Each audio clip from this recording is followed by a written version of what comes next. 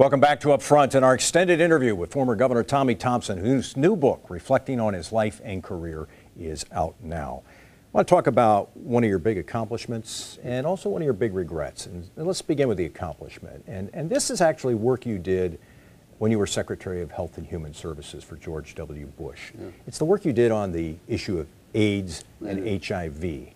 You said you think that is very much a part of your legacy. How so?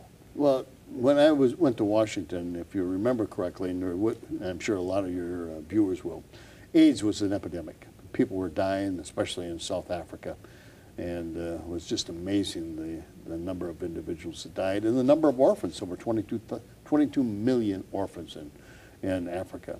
And so I went to Africa, and I also talked to Kofi Annan, the head of the United Nations, and he asked me if I would get involved in setting up a global fund to fund the fight against AIDS, tuberculosis, and malaria. And I said, absolutely. And it was Colin Powell and myself, and we called George Bush on a Sunday afternoon, sat down and convinced him of the rightness of what we were doing. And he put in $100 million, and we started it, grew it to about $8 billion, and I was the head of it.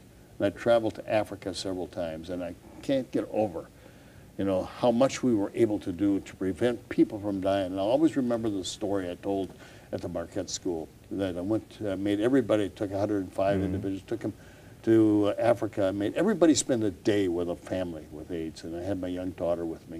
And we went to this family, and this woman came out and she says, Governor, Secretary, I want to tell you something. Since the United States is doing this, she says, I'm going to live. I was supposed to die, but I've got the antiretroviral medicines now, and I'm going to live, and I'm going to be alive to see my 7 children graduate from high school, and they will not become part of the millions of orphans. And she says, go back and thank America for what you've been able to do and what America is doing. And that really moved me. And I started medical diplomacy from that day forward. And it just revealed to me how important America is and how much we can do in the area of medical diplomacy to fight these kind of insidious diseases. Yeah. Let's tackle one of your regrets that you write very honestly about in the book, and that is that you built a lot of prisons during your time as governor. You say you regret that today and that your views on incarceration have evolved. How have they changed? Why do you regret it?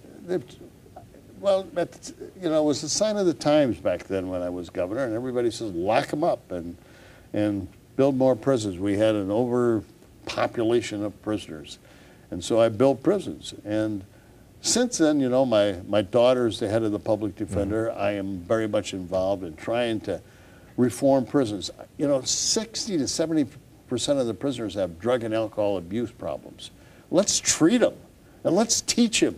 Let's turn one of the prisons into a vocational school and teach those individuals in there how to have a trade, a skill, be able to get out. And then have the businesses in Wisconsin who need employees sponsor them and allow prisoners to work and get out of jail free card by working, getting educated, getting a trade, getting cleaned up so you don't have alcohol or drug problems, and then come out. Right now we just wait till they get out and then let them go and say don't come back, but you can't apply for this job or that job or this job or that job, and don't come back. And it's not working. We need to rehabilitate our prisons, educate the prisoners, treat them for drug and alcohol abuse, and it would be amazing what we could do for prison reform in America, and we could start here in Wisconsin and become a model for the country, just like my welfare reform was a model for the country. You think we're in the mood now to do what you're talking about? I think both Republicans and Democrats really see the error of the ways of just building prisons and warehousing prisoners. We need to go back in and now start training individuals, changing prison institutions into vocational institutions, and it would be amazing how we would be able to quiet the prison population down because they wouldn't want to screw up and not be able to get a chance to work themselves out of prison. It would be an absolute godsend to help reform prisons in America. Former Governor Tommy Thompson talking about one of his new passions in prisons, life. I've always got an idea, and I'm always passionate about it. The name of the book is Tommy, My Journey of a Lifetime with journalist Doug Moe. It's good to have you back on the program, Governor. Thank you very much. Thanks very much.